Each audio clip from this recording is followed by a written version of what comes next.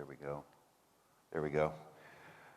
Yes, I have been listening to a lot of the talks here and looking at the ones that are coming up, and they're all very promising because they talk about how people are going to live long and healthy and happy lives, and much longer healthy, happy lives, in fact, than most of us have been able to imagine until very recently. However, there are many of us in this room, myself included, who are older than optimal and are not likely to be able to take advantage of these new developments and therapies.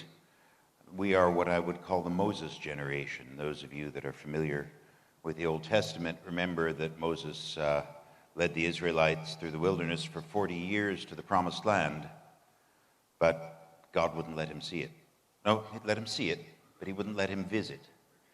He could see the Promised Land from the mountaintop, but he died before he got there, and everybody that lived there from time immemorial owed their presence there to what he did.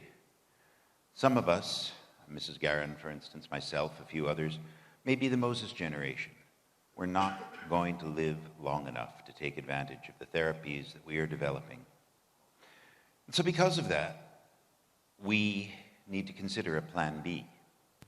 Plan B, you've heard some people talk about so far today, or yesterday, I'm sorry, is cryopreservation. It's a way of putting the natural process of death on hold long enough for science to catch up with our aspirations and indeed allow us to come down off the side of the mountain and enter the Promised Land ourselves.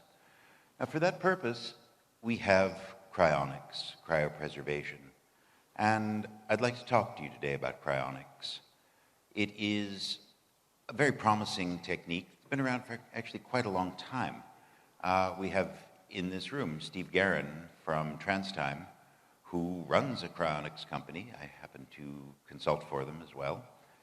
And the whole concept of cryonics is to help you take advantage of the science that is right now being developed. Now, people think of it as a scientific method of, bringing you back from the dead. And it is indeed a promising industry, but it needs to be portrayed as something more than that. The public doesn't really understand why this science fiction technique of putting you into a box full of liquid nitrogen or a cylinder full of liquid nitrogen is really worthwhile. How many people here are signed up to be cryopreservation?